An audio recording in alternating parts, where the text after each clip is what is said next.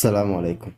Akkam jirtan nagaa fayyaa keessanii ashamaa ilmaan Oromoo isiniin jechaa aappiin hara isinii qabadda dafee aappii hedduu bu'a qabeessa aappii namoonni hedduu bilbilli keenya guuta jettanii yeroo yaaddoftan sababni bilbilli keessan itti guutuuf wantoonni aappiileen pilaastoor keessaa yookaan googil keessaa buufattanii itti fayyadamtanii erga itti fayyadamtanii xumurtaniin booda aappii san ofirraa dilat gootanii garuu wanni isin beekuu qabdan aappii isin haqxan sun bilbila keessan keessaa dhibbatti hin haqamu aappii santu urgee qabata har'a wanni isinii qabadee dhufe aappii barbaaddan as keessaa aappii isin dilatti godhuu barbaaddan aappii kana gabbuufattanii aappii kana keessa seentanii ulaagaa tokkollee isin hin gaafatu erga aappii san gabbuufattaniin booda kallattiidhumaan aappiilee isin dilatti godhuu barbaaddan san karaa salphaadhaan keessa seentanii aappii isin dilet godhanii erga isin aappii kana keessa seentanii dilet gootaniin booda aappiin isin dilet godhuu barbaaddan sun guutumaan guutuutti bilbila keessanirraa dhabama tahaa jechaadha.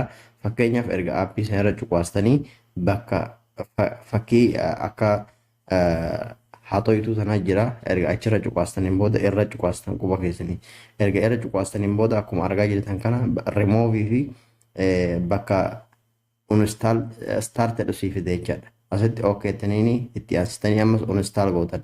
Ammas tarreessan karaa kanas ni fida.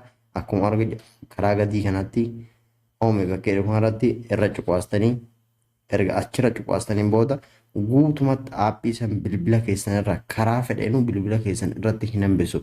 Yeroo ammaa kana irra guddaan bilbila namaa kan guutaa jiru aappii isin gabbuufattanii erga itti fayyadamuu san irraa bilisa taataniin booda ofirraa dilet goone jettanii karaa salphaadhaan bilbila gubbaadhaa yookaan quba keessan irra cuqaastanii uninstaal gootanii dilet gootan sun dilet hin ta'u jecha tokkoffaa pilaastoor keessatti afaan lammaffaa bilbiluma kana keessatti bakka itti dhokatee hafatu qaba. Saniifuu bilbila keessan bakka guddaa qabataa warroonni bilbilli keessan